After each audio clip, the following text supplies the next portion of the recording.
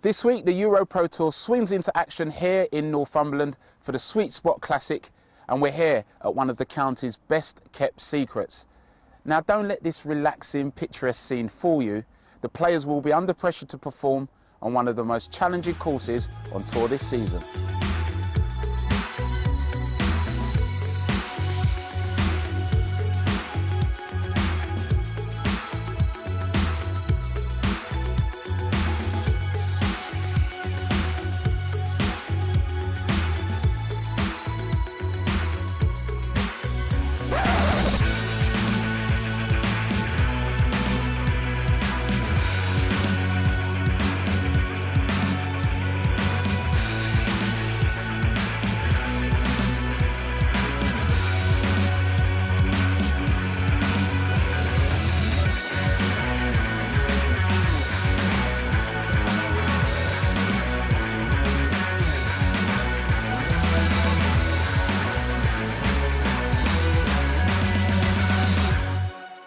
We've been treated to some of the finest golf ever seen on the EuroPro Tour this season, bringing the action from the northeast corners of Scotland, the Irish borders and some of the finest courses in the south of England.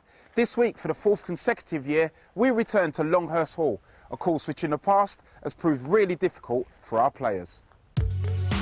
Just north of Newcastle, the elegant Longhirst Hall in the Northumberland countryside is the backdrop to our course this week. The house, designed by the famous architect John Dobson, was restored to its former glory in 1992 and now provides a relaxing retreat away from the stresses at the golf club. Longhirst's Florida-style lakes course has built a reputation to be one of the best and toughest in the area, with rolling fairways, elevated tees and an abundance of water, including some beautiful meandering lakes. With such wide open fairways, there are always blustery conditions, which always proved to be a difficult test, and in the last 3 years there have been 2 playoffs here at Longhirst. Those who have prevailed and overcome this sometimes difficult venue include Stuart Archibald, when he won a three-way playoff over Matt Allen and Daniel Gaunt, former Challenge Tour player Graham Clark and current Challenge Tour player Duncan Stewart. This year we're looking forward to another great week of action as 156 golfers attempt to take on Longhirst once again. The players to look out for this week are seasoned pros, including James Hepworth and last year's Order of Merit winner Paul Maddy. However, so far this year we've seen a collection of first-time EuroPro Tour winners. On the top 10 Order of Merit, 7 have lifted a EuroPro trophy for the first time and include Marcus Armitage, Dave Copland and Mark Lasky. If this trend continues, we could well see another new face emerge from the field again this week. We had some very favourable conditions here for the opening round and some fantastic scores to go with it. An albatross from Billy Downing and a new course record set by Zach Saltman. Round 2, however, proved to be a little trickier. Here are the players leading the way with 18 holes left to play.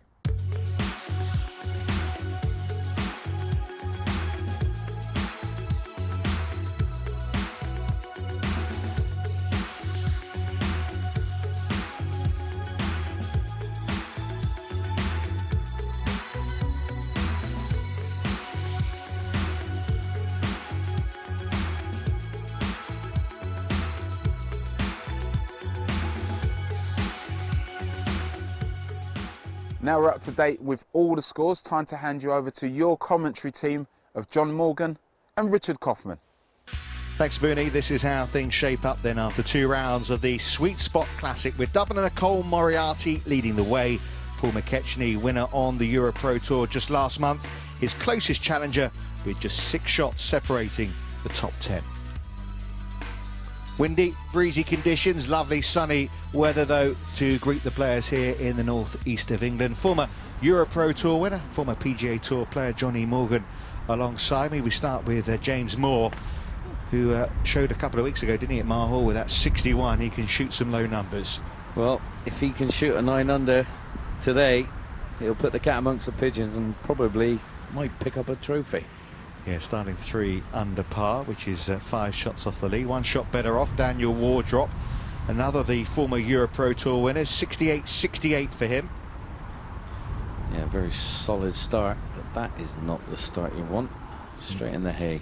Yeah, he's going to be in big trouble there, Wardrop. ahead to the second, 437-yard par 4. Decent effort there from Todd Adcock. Only his second year as a pro. One of those that played in the Walker Cup 4 years ago now for Adcock. Been a consistent season for him. Finished 6th at Wenson Valley, his best, but obviously settling in now into the pro ranks. Great approach from Webb, wasn't it? Oh, should have made birdie though. Yeah, definitely. I mean, that was a very snatchy, pulley lefty putt there. I won't be happy with that one, especially early doors. They're not the ones you want to miss. No, probably counting a birdie there. His first year as a pro now. Obviously, Wardrop has hit out of the rough to here.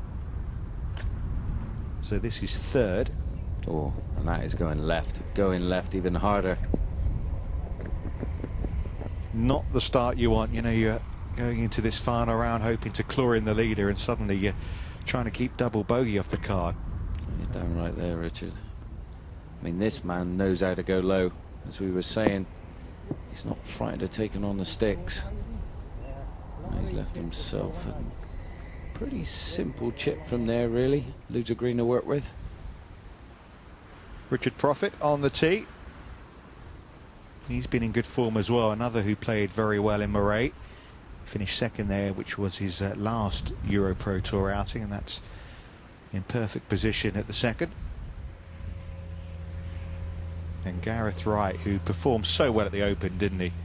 He had a great tournament. I was speaking to Gareth this week, and he really was in great spirits, looking for a great tournament ahead of him, and hopefully it comes off. Yeah, it's such a morale boost, isn't it, when you play 4 rounds? You think of all the players that missed the cut at Muirfield, and you were there until Sunday evening. Well, I tell you what, it doesn't get any better than that. Our Open Championship, a major, and you contend. I mean, you can't ask for much more than that. Well, Wardrop, unbelievably, still not on the green after 4 shots. Right, can this happen? Get the ball rolling, and I tell you what, a few hop, skip and a jump, and that has gone nowhere. Interesting choice, wasn't it? Because he did have a lot of fringe to go over there, James Moore. It was. I mean, maybe the lie was a bit suspect. Who knows where he was, but it looked pretty good to me. Gareth Wright parred the first. Bit of backspin needed. Was trying, but didn't try enough. Wonder what the prophecy might give Profit here. Oh, we got a few headlines for Richard Profit, haven't we, lined up? And I tell you what, that's a cracker straight down the pipe. Be happy with that one. Could do with this, couldn't he, Wardrop? Well, definitely. I mean, shaky start, not the one you want, and starting off with a dirty little double bogey never helps your mind for the rest of the round, but he's a very good player, and if anyone can come back, I'm sure he can. Yeah, he's one of those who has gone from the EuroPro Tour top 5 finish on the Order of Merit back in 2007 to get his Challenge Tour card, which of course is what the players are looking to do here in 2013. And I tell you what, he's not going to be happy with that one. But I mean, he's cozied it up nicely, but I'm surprised that they're not judging what the fringe is doing, having a good little butchers to see what's in store for them when it runs through the cusp of the green there. I'm surprised he didn't get out the old wedge. Testing putt then for Moore, who did putt from off the green also. That's a terrific save. He's got a head cover like Dracula, and I think he's got it because he looks a bit like one. It's a bit harsh. Anyway, Richard looking to profit here. Right. Almost. Stays at 3 under par. Par 5 coming next for Richard Profit, and John's been taking a closer look at that par 5.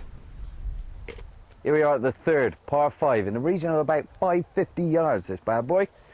Now, you can see the tee box way up in the distance, water in between me and the tee box. You've got a bailout left all the way down, pretty much, you know, going to leave yourself about 250 yards in, second shot, all over water. I mean, if you come a bit long, you're in this thick, horrible stuff. Now, we had one guy, the first day, Billy Downing, made an albatross on this bad boy. I mean, a little white ball like this, getting in that cup in 2 shots. That is unbelievable. I mean, this hole really does have birdie written all over it. Well, Ken Bright. Well, find eagle. I think you take that rather than albatross. Albatrosses only come along every now and again, don't they? Yeah, they're one in a blue moon. I tell you what, it is a great hole. It's so inviting. I mean, the tee shot is so demanding and requires a very, very powerful second shot to the green.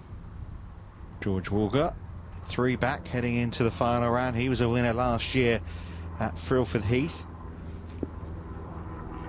And that's a perfect opening tee shot. Course record holder now, Zach Saltman, 63 on day 1. Couldn't quite match that brilliance yesterday. Well, he played sublimely for the first day's play. No one can knock him for that. I mean, he's on a crest of a wave, feeling it, and they're getting a little skip off the path and creating that extra couple of yardage. Even a very simple shot in now. Profit laid up in 2 here at the par 5 third. Well, he said ahead of this round he's not been hitting it that great this week, but he's happy where he is heading into the final round, of course. Walker, who's had some terrible injury problems since his win last year. Yeah, poor guy. I mean, really hinders you. You know, the big setbacks of golf, well, sport in general. You know, you're up there and then all of a sudden you're straight back down again, but then back up again within a couple of months. Crazy game. The approach from baby Saltman, terrific. The youngest of the 3 brothers. He is indeed, and following in those footsteps. Now this would get Gareth Wright much closer to the lead. You see, it took a big bobble, didn't it? And that's why it slowed down and didn't make the pace. Sure, I'm surprised he didn't learn from the hole before what these fringes are doing to the ball. Ooh, my goodness. Yeah. A bit of rush of blood there. A little bit of over-exuberance, wasn't it, from Walker? A little bit of a tester coming back for him. As you say, really, you're thinking birdie at this hole. Yeah, you don't think anything else, to be fair. I mean, you get the driver away, and then you stand on your 3-wood and give it a good old rip, and, you know, it's going to open up. There's not many dangers apart from the front of the green, so as long as you take that out of play, you're fine. What a start from Zach Saltman. Birdie at the first, gets to within 1. This man needs to keep going, and he hasn't. Now, that is not what the doctor ordered. Well, that hurts, doesn't it? Just off the green in 2-3 putts. It's amazing. You hit it 550 yards, and then you're no more than 30 foot from the pin, and it takes you 3. What a crazy game. That just sneaked in. So 5s from that pair. And after that first putt rush pass, Walker to save his par. And you got Lloyd Saltman looking on there, caddying for his bro. And it's his brother Zach who's made the first move at the top of the leaderboard. The final pair just about to head off down the first. Cole Moriarty leading by 1 from Paul McKechnie and Saltman, who are both at 7 under.